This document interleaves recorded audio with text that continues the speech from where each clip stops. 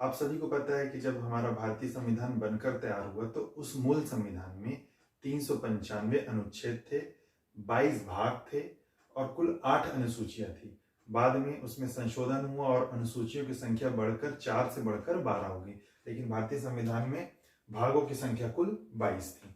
ठीक, तो आज हम अक्सर पीएससी में यह प्रश्न पूछ दिया जाता है कि कोई एक पार्ट दे देगा, वो किससे संबंधित है। जैसे आपात उपबंध है तो वो किससे संबंधित है, संविधान संशोधन किससे संबंधित है, कौन से भाग से संबंधित है। तो आज हम देखेंगे और याद करने की कोशिश करेंगे कि हमको जल्दी से ये चीजें याद हो जाए, यदि वहां प्रश्न आए तो हमसे वहां टिक हो जाए। तो देखिए, सबसे पहला भाग है भाग 1 बोलते हैं। भारतीय संविधान का भाग 1 है वो संघ एवं राज्य क्षेत्र। संघ एवं राज्य क्षेत्र से संबंधित है। इसमें मुख्यतः राज्यों के बारे में बताया गया कि हमारे यहाँ राज्य कितने हैं, कौन कौन से हमारे राज्य हैं। इसके अलावा ये बताया गया कि यदि कोई बाहरी राज्य है या बाहरी क्षेत्र, उसको भारतीय संघ में कैसे शामिल किया जाए। या ये बताया गया कि भाई यदि कोई एक पार्ट है, भारत का एक पार्ट है, उसको तोड़कर मड़ोड़कर जैसे भी करके कोई नया राज्य बना दिया जाए, तो वो प्रक्रिया इसके बारे में दी गई थी। तो पहला ये है कि संघ एवं राज्य क्षेत्र, भारत भाग 1 संघ एवं राज्य क्षेत्र। दूसरा है नागरिकता, सिटीजनशिप। नागरिकता मतलब कौन से व्यक्ति भारत देश के नागरिक होंगे, कौन एनआरआई होंगे, कौन पीआईओ होंगे। ठीक है, तो ये नागरिकता के उपबंध के बारे में। ये सिर्फ एक नाम है, कौन सा भाग किससे संबंधित है, बाकी इसके अंदर डीप से अनुच्छेद दिए गए हैं। ठीक है, तो अनुच्छेदों में इनका वर्णन विस्तृत रूप से किया गया है। भाग 3 जो संबंधित है वो है मूल अधिकार से संबंधित है।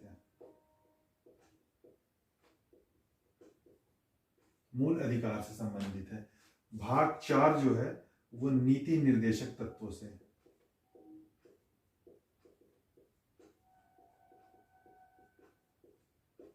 Fundamental rights, directive principles, DPSP. और देखिए भाग 4A जो जोड़ दिया गया वो फंडामेंटल ड्यूटीज, मतलब मौलिक कर्तव्य। अब ये प्रश्न हमेशा अक्सर पूछ दिया जाता है कि जो हमारे मूल कर्तव्य हैं वो किस भाग में वर्णित है। तो लोग अक्सर मार देते हैं भाग 5, लेकिन आपको याद रखना है ये भाग 4 का ही एक सब पार्ट है, मतलब 4(1) में। ठीक है, मौलिक कर्तव्य 4(1) में। इसके अलावा भाग 5 का संबंध संघ से। संघ के अंतर्गत आप क्या पढ़ोगे, कार्यपालिका, उसकी विधायिका, उसकी न्यायपालिका। जैसे न्यायपालिका में सर्वोच्च न्यायालय है, आप उनके बारे में इस संघ के अंतर्गत पढ़ेंगे। भाग 6 का संबंध राज्यों से है।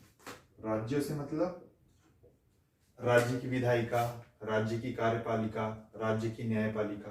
तो संघ और राज्य। भाग 5 संघ है, भाग 6 राज्य। भाग 7 को भी मैं बोला इसलिए किया हूं कि इसको हटा दिया गया। इनका मूल संबंध जब पहले के राज्य होते थे, भाग ए बी सी डी 4 में बटा हुआ था, तो भाग बी से संबंधित थे। ठीक है, तो इसको 1956 में हटा दिया गया। तो ये अब ये भाग 7 हमारे जो 22 भाग में उसमें नहीं है, ये भाग 7। ठीक है, भाग 8 का संबंध है यूटीज। यूटीज मतलब होता है यूनियन टेरिटरीज, यह संघ राज्य क्षेत्र बोलते हैं ना,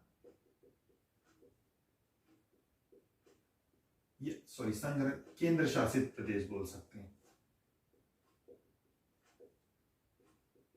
केंद्र शासित प्रदेश ये ऐसे प्रदेश होते हैं जहां पर डायरेक्ट केंद्र का नियंत्रण होता है।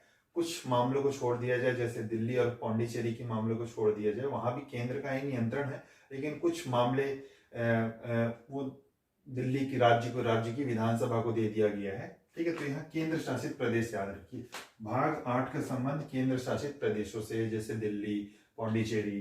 ठीक है, भाग 9 का संबंध है पंचायतों से। देखिए, कंफ्यूजन हमेशा यहाँ पे होता है, भाग 9, भाग 11, अनुसूची 9, अनुसूची 11। ठीक है, तो देखिए भाग की बात की जाएगी तो वो पंचायतों से संबंधित है। भाग 9 पंचायतों से संबंधित है, लेकिन अनुसूचियों की बात की जाएगी तो वो भाग भाग नहीं, अनुसूची 11 में हो जाएंगे। ठीक है, तो पंचायतें हैं। अब इसी में सब पार्ट भी बना दिया गया है। 9A 9B। 9A का संबंध है नगर पालिका से और 9B का संबंध है सहकारी समितियों से। सहकारी समितियों से, ठीक है। तो ये 9 के ही सब पार्ट है, नगर पालिका और सहकारी समिति। ठीक है।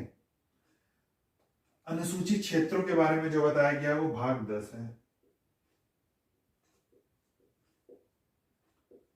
अनुसूचित क्षेत्रों के बारे में जो बताया गया है, मतलब भाग 10 जो है अनुसूचित क्षेत्रों से संबंधित है, जनजातीय क्षेत्रों से संबंधित है। देखिए अब भाग 11, भाग यहां से अब चीजें देखो, ये तो आपको बेसिकली जब आप पढ़ोगे तो वो चीजें याद हो जाती हैं, लेकिन ये जो 11 के बाद होता है ना, यहाँ पे चीजें थोड़ा सा क्लिष्ट हो जाती है और क्वेश्चन यहीं से उठाकर पूछ दिए जाते हैं। भाग 11, 11 में 1 और 1 दिख रहा है, दोनों बराबर। केंद्र राज्य संबंध, एक्चुअली बराबर मैं याद रखने के लिए बोला कि एक एक कोशिश ये की जाती है कि केंद्र और राज्यों के बीच क्या हो, मतलब तारतम्यता हो, उसमें संतुलन, कोशिश ये की जाती है। ठीक है, इसलिए संबंधों को देखिए, भारत में एक शक्तिशाली केंद्र तो स्थापित किया गया है, लेकिन राज्यों को भी स्वायत्तता दी गई है, तो दोनों के बीच संतुलन बनाना इसमें जरूरी, इसलिए केंद्र राज्य संबंध ये प्रावधान जोड़ा गया कि भाई यदि कुछ डिस्प्यूट हो तो उन डिस्प्यूटों का समाधान किस तरह से किया जाए, कैसे किया जाए, तो केंद्र राज्य संबंध है। केंद्र राज्य संबंध के अंतर्गत भी विधायी संबंध होते हैं, प्रशासनिक संबंध होते हैं, उनका वर्णन इसमें केंद्र राज्य संबंध में दिया था। मतलब भाग 11 केंद्र राज्य संबंध। ठीक है।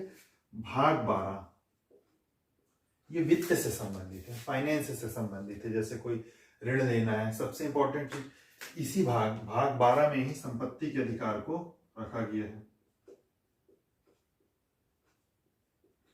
जो कि पहले क्या था, एक फंडामेंटल राइट्स था, मतलब भाग 3 में वर्णित था, लेकिन उसको निकालकर 300 का में जोड़ दिया गया। अनुच्छेद 300 का में, अनुच्छेद 300 का किसके अंतर्गत आता है, भाग 12 के अंतर्गत आता है। देखिए भाग 12 और 13 दोनों वित्त से संबंधित है। वित्त से संबंधित 12 है, और यदि भाग 13 बोला जाए तो भारतीय राज्य क्षेत्र के भीतर व्यापार करना, विनिमय करना आदि का जो समावेश किया जाएगा, मतलब राज्य क्षेत्र के भीतर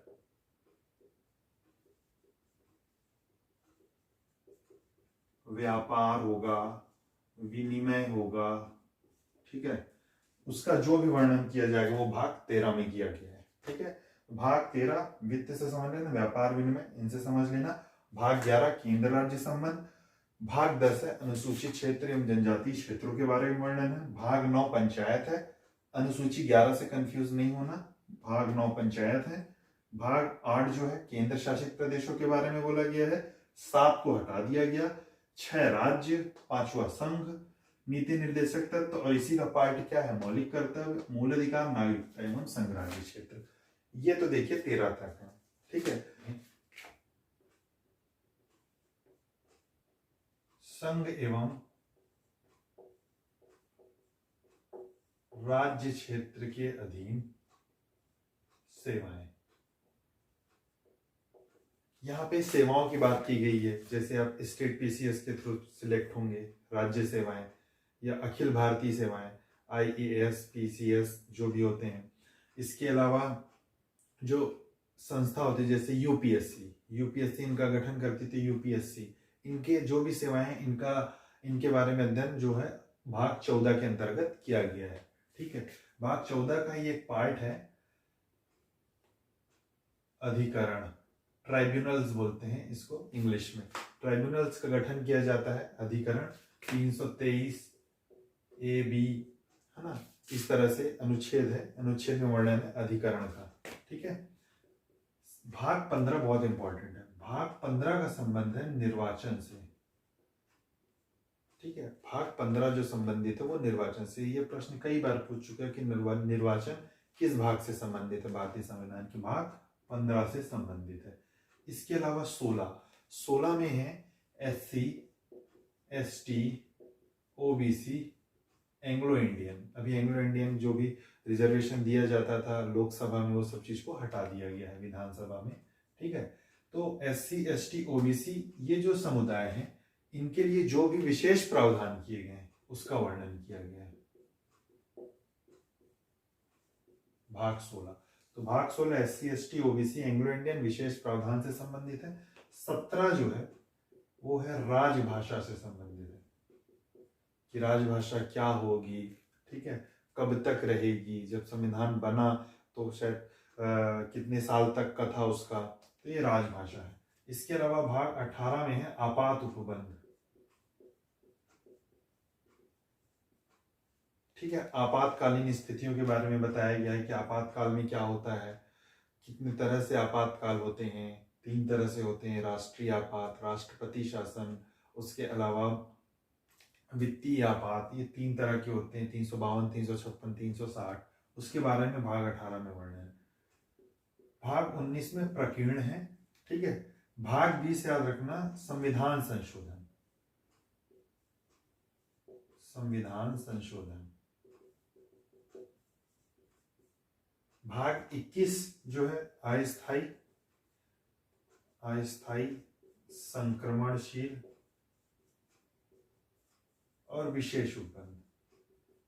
जो अभी जम्मू कश्मीर से 370 हटाया गया उसका वर्णन था इसमें, क्योंकि अस्थायी उपबंध था, ठीक है। स्थायी उपबंध नहीं था कि वो हमेशा के लिए 370 बना रहेगा, उसमें था कि अस्थायी था, ठीक है, कि समय आने पर उसको हटा भी दिया जाएगा, ठीक है। तो अस्थायी उपबंध है, संक्रमणशील और विशेष उपबंध। और 22वां भाग है वो संक्षिप्त नाम है, ठीक है।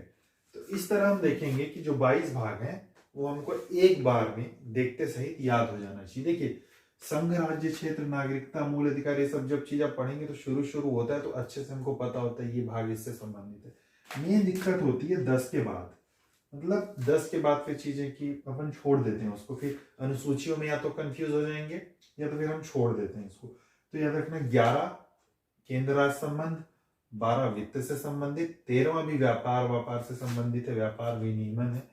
यहां से संघ, राज्य, क्षेत्र के बीच जो अधीन उनकी सेवाएं हैं, सेवाओं के बारे में वर्णन है।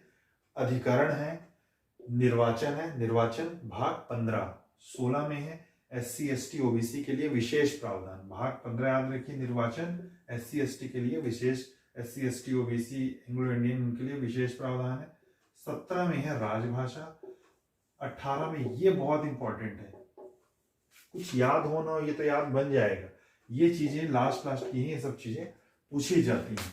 राजभाषा से संबंधित आपात उपबंध 18, 19 प्रकीर्ण, 20 संविधान संशोधन, 21वां है, अभी 21वां याद रखना क्योंकि अस्थायी संक्रमणशील विशेष उपबंध जम्मू कश्मीर से 370 को हटाया गया है, केंद्र शासित प्रदेश बनाया गया है उसको, ठीक है। 21 और 22 ये संक्षिप्त नाम है। तो एक बार आप इसको आंख मूंद के अच्छे से 22 भाग को रिवाइज कीजिए, कंठस्थ हो जाएगा, फिर क्वेश्चन गलत नहीं होंगे। Thank you.